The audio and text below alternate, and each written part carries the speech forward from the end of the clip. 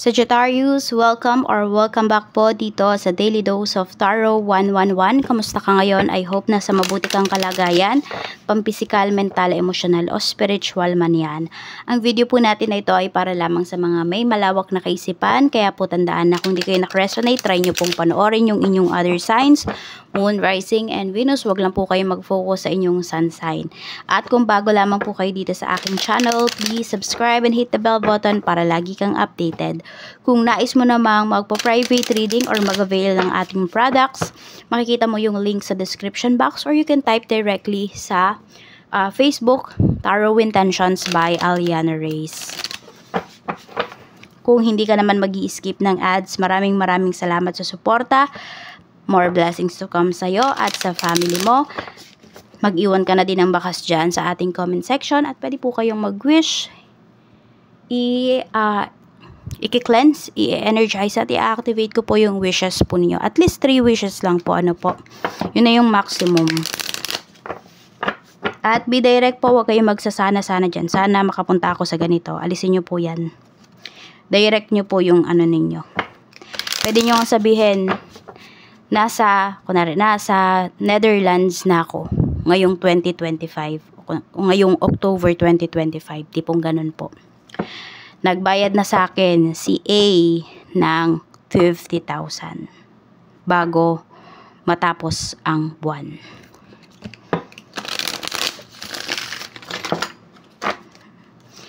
So, gawin nyo pong present tense yung inyo pong wishes. At wag muna po kayo mag-wish, okay? Hanggat hindi nyo pa po napapanood yung video natin na to kasi kailangan natin ng energy exchange. Oo. Napaka-importante po nun. So, tignan natin energy ng iyong money, ng career, at ng business. We have work smart. Sabi dito sa'yo, Sagittarius, you are complicating things. Are you complicating things? Often, the solutions are simpler than you think. So, ayan, huwag kayo masyadong mag-overthink. Kasi yung mga problems po ninyo is, meron dyan, magagaan lang po yung problema, magagaan lang din po yung solusyon. Pero dahil nga nag-overthink yung iba sa inyo, ayun, nabablurred, lumalabo tuloy yung inyong kaisipan. Sabi dito, it's time to clean up both personally and professionally for a fresh start. Ayan po. So ano ba? Need nyo na bang mag-declutter ng inyong house? Need nyo na bang mag-declutter ng inyong mga gamit? Sa office ba ninyo? Ang kalat-kalat ba? Ano ba yung mga kailangan nyo nang itapon? Okay? Hindi lang gamit, pwedeng mga nasa isipan po ninyo. Focus on your basic needs when spending and save some money. Ayan. So, paano ba kayo mag-ipon, Sagittarius? Binabawas nyo muna ba yung ipon ninyo? Tapos kung ano yung matira, yun ba yung gagastusin ninyo? Or baliktad, kung ano yung natira, yun po yung iipunin ninyo. So, nasa sa inyo naman yan. It's up to you. Kung gaano mo ba kabilis gustong makaipon. At kung saan mo ba kasi gagastusin yung iniipon mo. Yun. Yung iba ba naniniwala kayo na pag nag-iipon may nagkakasakit? So, naa-attract nyo po kasi yung negative energies. Iniisip nyo kasi. So, kapag kayo po ay mag-iipon, sige, para maiwasan nyo yan, sulat nyo po doon sa pinaglalagyan ninyo kung para saan ba yung ipon ninyo. Yun po yung gawin nyo. Kunwari, for car, for house. Ganun po. No, para hindi kayo nangangamba, ay naku, baka may magkasakit. So, naa-attract nyo po lang kasi yan. Kaya ganyan. So, tingnan pa po natin ano pa yung mensahe. We have silence. Ayan daw. At need mo ngang manahimik. No? Kung meron ka mga projects, mga future projects, huwag mo pong isi-share kahit kanino. For some of you nga, meron dito. Meron kayong karelasyon or asawa mo na siya yun ang bablock sa'yo sa mga plans mo. Napapansin mo ba pag sinasabi mo sa kanya or sa isang kaibigan, sa isang family members, hindi siya natutuloy, nagkakaroon ng aberya. Kasi kailangan mong manahimik dahil yung mga tao na yan yung blockages. Isa po yan, or yung mga tao na yan, sila yung nag-i-evil eye sa mga projects mo. Keep moving in silence as you continue to build.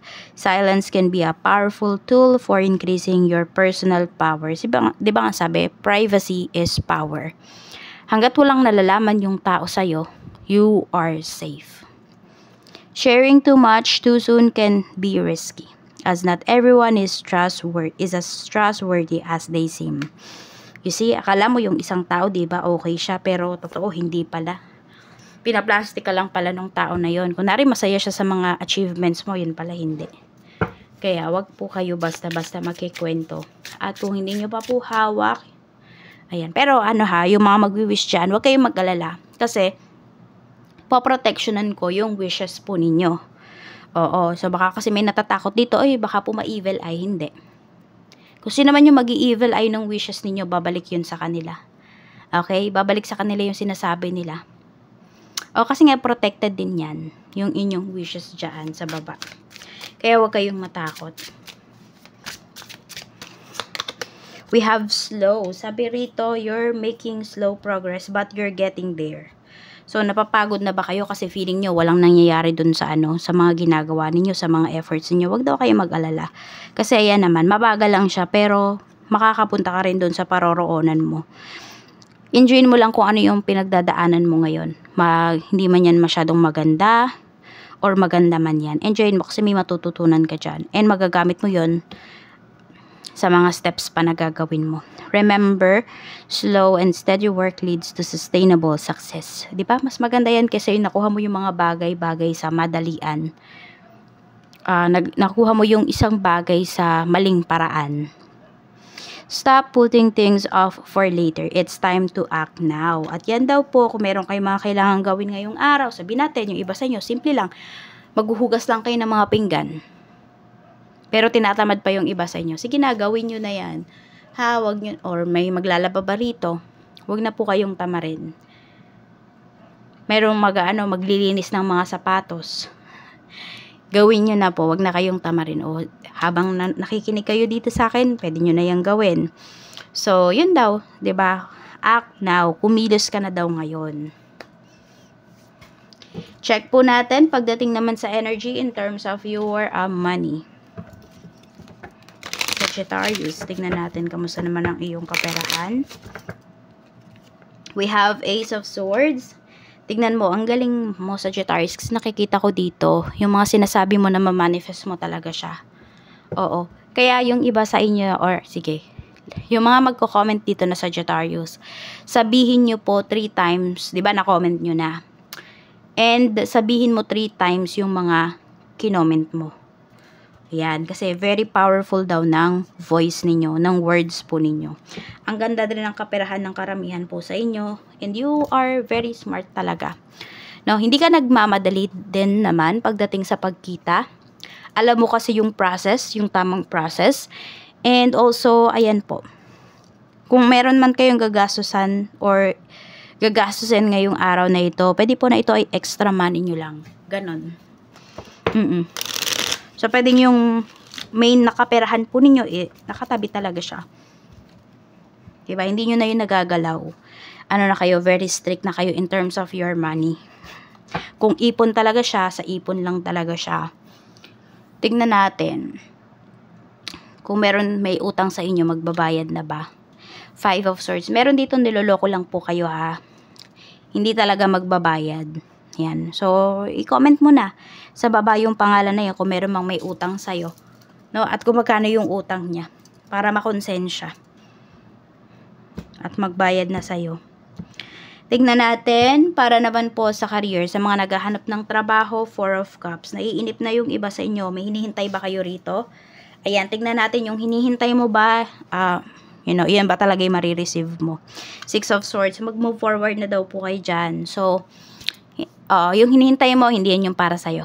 It's time to move forward na. Ayan yung sinasabi. So, kung hinihintay mo, natawagan ka ng isang company na in-applyan mo, ay naku, baka mamuti lang po yung mata mo kakahintay. So, alis ka na daw, move forward na, hanap ka na ng iba. Sa may current job naman po, sa may mga trabaho, we have the Devil. Toxic na ba dyan sa career? We have Judgment. Parang may mababago rito na may sabi natin, ano ba yan, sinasabi ko, no? Parang bagong management siya. Or isang tao na bago sa position niya. Pero yung kalakaran, pwedeng ganun pa rin po. May favoritism pa rin. 2 of Cups. Pero ngayon, Sagittarius, ang pinapakita kasi dito, pwedeng kayo na yung maging favorite dito. Ayan. Yun nga lang, may toxic energy talaga dito pagdating sa trabaho mo. So, tingnan naman natin sa mga ano ba yan, gustong mag-resign. Ayan. Page of Wands. Ace of Cups. Kung may offer daw po sa inyo, may ibang offer sa inyo, or sure na mayroon na kayong pupuntahan, you go for it na. Pero kung wala pa, pag-isipan mo muna pong mabuti kasi baka mahirapan ka naman na maghanap ng trabaho rito. And hindi naman lahat nung nagbabalak na mag-resign naghahanap ng trabaho. Yung iba po, pwedeng mag-start dito ng business.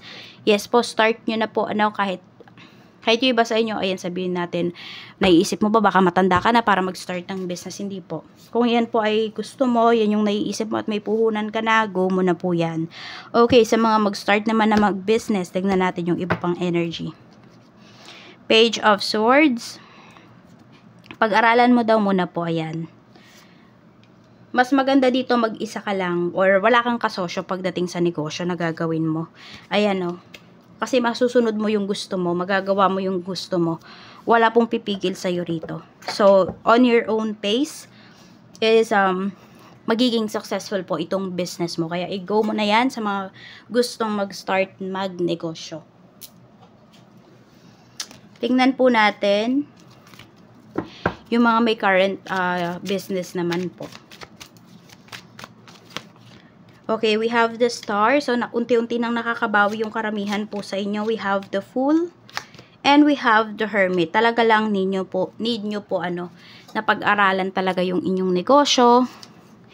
And pag-focusan nyo po. So, we have Wheel of Fortune. Yes, makakabawi na po talaga yung karamihan sa inyo. Or yan na nga yata talaga ang nafe-feel niyo. O sabihin naman natin, dun sa mga hindi na talaga ginawa nyo na lahat pero wala pa rin pagbabago. Tingnan natin, dapat ka pa bang magstay dyan sa iyong negosyo? Queen of Swords, nag-overthink na talaga yung iba sa inyo. Nagdadalawang isip na. Kung meron ka daw ditong backup plan or meron kang ibang pupuntahan, you go na. Pero matigas pa rin yung ulo ng iba sa inyo. Kasi meron dito kahit ginawa mo na lahat, kahit apakabagal ng progress dito sa negosyo mo, di ka pa rin talaga susuko. Kasi nakikita mo talaga na meron pang siyang pag-asa. Kung yan yung nafe-feel ninyo, yan yung alam nyo talaga na meron pang pag-asa tong negosyo ninyo, edi wag nyo munang i-give up. Oo. Kasi kayo mismo nakaka-feel. Tingnan natin. Napunta muna pala tayo sa health mo. Kamusta ang health mo? We have the High Priestess. We have Five of Pentacles. Yung iba sa inyo, nakakaramdam ng stress, ng sakit ng ulo pag walang pera. Yun yung pinapakita rito.